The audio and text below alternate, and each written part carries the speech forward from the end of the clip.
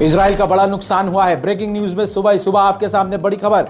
मैं अपने लगातार कई रिपोर्ट में ये बता रहा था कि गाजा की तरफ से मिसाइलें दागी जा रही हैं। पिछले अपडेट में मैंने बताया कि बल्कि लॉन्च वीडियो दिखाया कि गाजा ने किस तरह से मिसाइलें दागी हैं। दोस्तों आपको बताना ये चाहूँगा कि इजराइल का भारी नुकसान हुआ है। नए नए शहर, बैतलहम नाम का एक शहर, इजराइल की कैपिटल, इजराइल की राजधानी तेल अवीव और इसके अलावा एक दो और ऐसे शहर हैं जहां कभी आज से पहले मिसाइलें नहीं गिरी। आपको बता दूं कि उन तमाम जगहों पर मिसाइलें जाकर हमास की गिरी हैं, जिसने बड़ी और भारी तबाही इजराइल में मचाई है। अब आपका दिल बेचैन हो रहा होगा कि भाई वीडियो दिखाइए। वीडियो दिखाने से पहले आप लोगों से गुजारिश है कि बीच बीच में लगातार अपडेट रज़ाग्राफ़ी अनस्क्रिप्टेड हमारे दूसरे चैनल पर भी आ रही है और उस चैनल का लिंक डिस्क्रिप्शन में मौजूद है, वरना आप रज़ाग्राफ़ी अनस्क्रिप्टेड लिख के सर्च कर सकते हैं और वहाँ पर भी हम लगातार अपडेट डाल रहे हैं। आइए मैं आपको अब बताता हूँ और दिखाता हूँ कि किस तरह से इजराइल के टेरिटरी के अंदर बड़ी तबाही मची है। תראו מה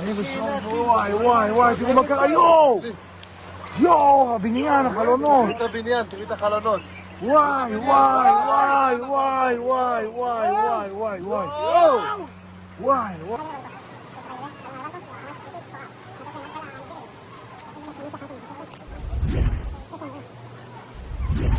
दोस्तों इजराइल का भारी नुकसान है। इजराइल छुपा रहा है, लेकिन हमलों के शिद्दत से आप समझ सकते हैं कि इजराइल का नुकसान तो हुआ ही है। अब भले ही इजराइल इसको छुपाए। जर्मनी ने पूरी तरह से फिलिस्तीन के प्रदर्शनों को बैन किया हुआ है, लेकिन इन तमाम चीज़ों के बाद जर्मनी में अभी भी प्रदर्शन जारी है, जिसमें झड़पें हो रही हैं।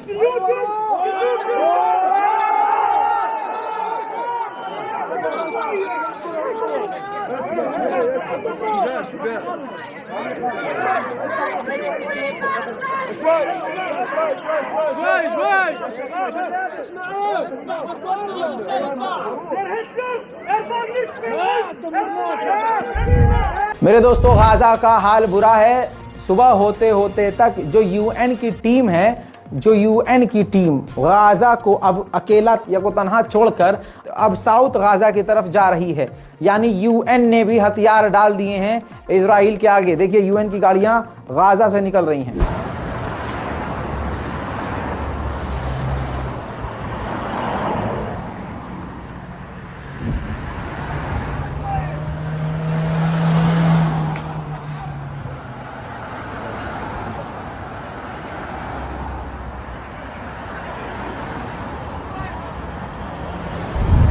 मेरे दोस्तों जिन फिलिस्तीनियों की मौत हो गई है इजराइल के हमलों में, जिन गाजियंस की मौत हो गई है इजराइल के हमलों में, उनकी हिम्मत टूटने के बजाय अब वो उल्टा हमास का और साथ दे रहे हैं। जो संगठन इजराइल पर मिसाइलें दाग रहे हैं उनके तरफ से उनके हक में नारेबाजी अपने शहीदों के सामने, जनाजों के सामने, अपनों के लाश के सामने नारे लगा रहे हैं।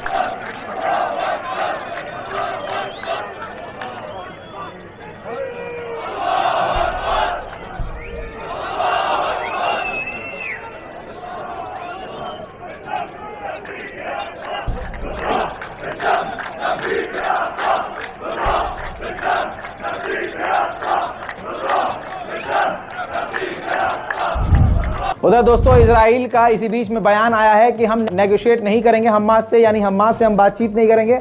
हमारा टारगेट है कि हमास को पूरी तरह से पावर से हटा देना। दोस्तों असल में इजराइल पूरी तरह से बौखला गया है। इन तीनों नागरिकों को देखिए, ये तीनों वो यहूदी हैं जो इजरायली कैद थे, यहूदी कैद थे गाजा की कैद में, लेकिन गाजा के ऊपर ज़बरदस्त हमलों के बाद इन यहूदी कैदियों की भी मौत हो गई है। सवाल यह है कि यहूदियों का कातिल खुद यहूदी है, इजराइल ही अपनों को भी मार रहा है।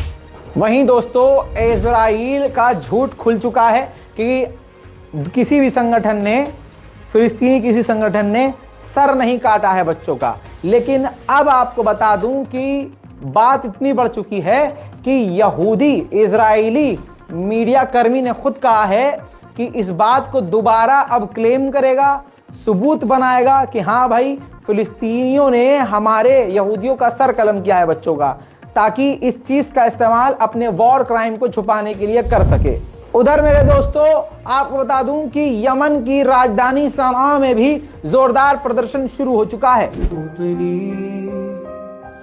الجلال والجمال والسناء والبهاء في رباء في رباء والحياة والنجاة والهناء والرجاء في هواك في هواك هل أراك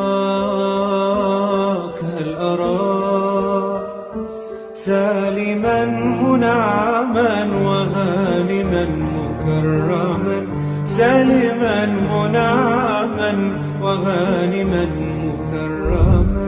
बात करें प्रदर्शन की तो पाकिस्तान में अब तक का सबसे बड़ा प्रदर्शन फिलिस्तीन के समर्थन में होना शुरू हो चुका है।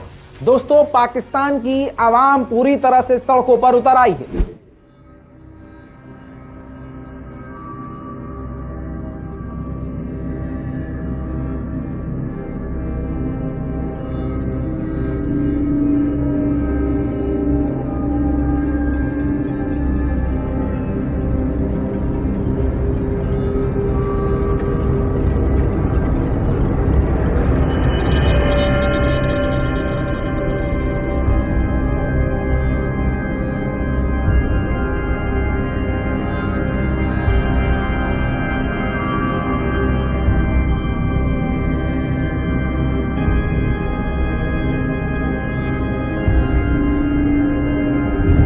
वहीं दोस्तों अमेरिका की राजधानी वॉशिंगटन डीसी में भी लगातार 3 दिन से जबरदस्त प्रदर्शन पाबंदी के बावजूद हो रहे हैं। वॉशिंगटन डीसी में फिलिस्तीन के लिए प्रदर्शन।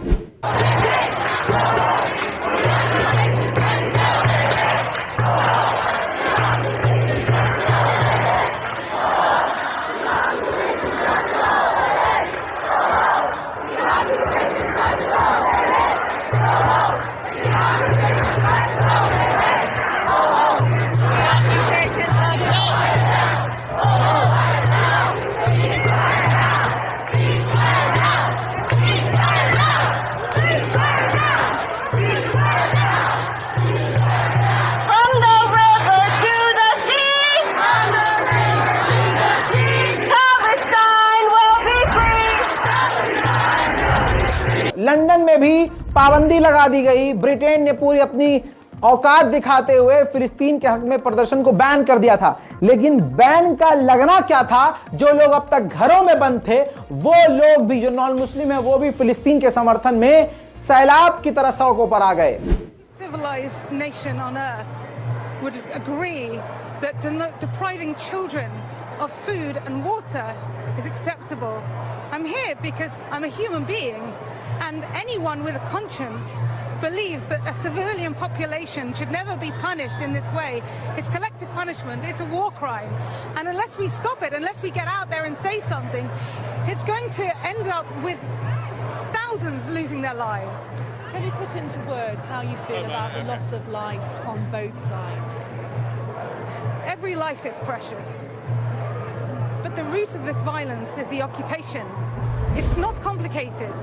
It's a settler colonial. America के राष्ट्रपति बाइडेन ने बात करी है प्रधानमंत्री नेतन्याहू से और कहा है कि हम आपको सपोर्ट करते रहेंगे, यानी आप मारते रहो, हम आपको सपोर्ट करते रहेंगे। महमूद अब्बास से भी जो बाइडेन ने बात करी है, जो फिलिस्तीन के राष्ट्रपति हैं, और उनसे उल्टा महमूद अब्बास से कहा है बाइडेन ने कि देखो हमास जो है ना वो फिलिस्तीन के लोगों को रिप्रेजेंट नहीं करता है, तो उनके लिए तो बोलो ही मत। जबकि सारी दुनिया जानती है कि कोई हमास को आगे नहीं लेके जाना चाह रहा।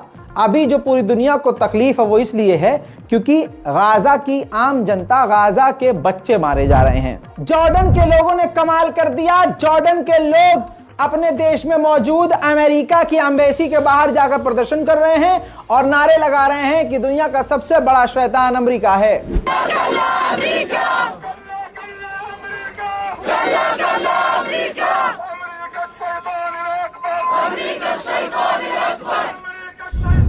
दोस्तों गाजा के दर्द को समझने के लिए इंसान का इंसान होना जरूरी है। इस तस्वीर को देखिए, दहाड़े मार कर तड़प कर रो रहा ये नौजवान है, ये कोई और नहीं है, ये वो नौजवान है जिसने अपने पूरे घर को, पति पत्नी बच्चे सबको खो दिया एक ही झटके में। आपको बता दूं कि अगले महीने ये अपनी बेटी, अपनी छोटी सी बच्ची के बर्थडे की तैयारी कर रहा था। इजराइल ने एक ही झटके में सब कुछ छीन लिया। इजराइल के जो सरकारी मीडिया हैं वो भी पूरी तरह से नेतन्याहू के साथ हैं। एक एंकर ये साफ कह रहा है कि बिना हमास को, बिना गाजा को साफ किए प्रधानमंत्री नेतन्याहू अपने टेबल से उठ नहीं सकते। टेबल पर ईरान का मुद्दा है, गाजा का मुद्दा है, हमास का मुद्दा है। जब तक इनका सफाया नहीं होगा मुद्दा खत्म नहीं होगा। सुनिए। אני חושב שלכולם ברור האירוע שאנחנו הולכים למחוק את החמאס. זה יהיה מורכב, זה דבר קשה, זה לא פשוט. תכף ייכנס לפה גם האלוף במילואים יפתח רונטל, שניהל גייסות של שריון ושל כוחות, והיה במטכ"ל הרבה מאוד שנים, שיהיה פה איזה שיח בין אנשי הצבא שיוכלו אולי טיפה להסביר לנו לקראת מה אנחנו עומדים. אבל צריך לזכור, אנחנו באירוע אחר. אנחנו באירוע הרבה יותר גדול. יש את חיזבאללה ויש את איראן, וראש הממשלה, שוב אני אומר, אני לא נכנס פה לעניינים פוליטיים, ביבי גמר, ביבי התחיל, ביבי नशर, बीबी। उधर स्पेन के प्रधानमंत्री ने फिलिस्तीन के गाजा के हक में बोला है। गाजा के लिए उन्होंने बोला कि ये इजराइल जो है गाजा को जो खाली करवा रहा है ये अंतरराष्ट्रीय कानूनों का उल्लंघन है। स्पेन का बहुत बहुत शुक्रिया, कम से कम आप मुस्लिम देशों से एक कदम आगे निकले। लीजिए, देर रात को 1 बजे मैंने अपडेट दिया था, उसका सबूत रख रहा हूं। अमेरिका का टॉप क्लास का एयरक्राफ्ट जो है इस वक्त पहुंचने वाला है। यही वो एयरक्राफ्ट है जो यूएसएस ड्विक डी एसेनहोवर है, CVN-69 जिसका कोड है। खतरनाक, घातक, जंगी नेवी मिलिट्री के साथ हथियारों से लदा हुआ तेजी से इजराइल पहुंचने वाला है। कुछ ही घंटों में इजराइल पहुंच जाएगा। इसके बाद अमेरिका के डिफेंस मिनिस्टर ने कहा है कि हमने युद्धपोत इसलिए भेजा है ताकि कोई और देश इस जंग में ना कूदे, क्योंकि अगर कोई और देश इस जंग में कूदेगा तो जंग बहुत फैल जाएगी। अरे बाबा, सब जानते हैं तुम्हारे दिमाग में क्या चल रहा है। ईरान के यूएन के प्रतिनिधि ने यूएन से कहा है कि अगर वॉर क्राइम को, इजराइल ने जेनोसाइड को तुरंत नहीं रोका तो स्थिति बहुत ज्यादा खराब हो जाएगी, जो पूरी दुनिया के कंट्रोल पे फिर कभी नहीं आ पाएगी। उधर रशिया भी बोला है। रशिया ने यूएन से कहा है यूएन में मंडे को आप मीटिंग रखवाइए, सीज फायर के लिए वोटिंग करवाइए। ठीक इसी तरह से चाइना ने अमेरिका से साफ लफ्जों में कह दिया है कि चाइना पूरी तरह से खिलाफ है। जो गाजा के आम लोगों को मारा जा रहा है, सिविलियंस पर हमला किया जा रहा है, चाइना इसके साथ नहीं है। अमेरिका के फॉरेन मिनिस्टर और कतर के फॉरेन मिनिस्टर मीडिया के सामने एक साथ एक कमरे में बात कर रहे थे और स्टेटमेंट जारी कर रहे थे। पूरी दुनिया के कैमरे टिके हुए थे और एक एक जुमले पर ध्यान दे रहे थे कि अमेरिका क्या बोल रहा है और कतर क्या बोल रहा है। और कतर ने तुरंत उसी वक्त अमेरिका के विदेश मंत्री के मुंह पर जोरदार तमाचा मारते हुए कह दिया कि हम अपने मुल्क कतर के अंदर हमास के दफ्तर को बंद नहीं करेंगे। देखिए। Regarding your question about Hamas political office in Doha, right now, actually this office, since it started, it's being used as a way of communicating and bringing peace and calm to the region, not to instigate any war. And this is the purpose of that office. लेकर चलूं इसी के साथ Canada. तो Canada में भी पाबंदी के बाद जबरदस्त प्रदर्शन फिलिस्तीनियों के समर्थन में होना शुरू हो चुके हैं।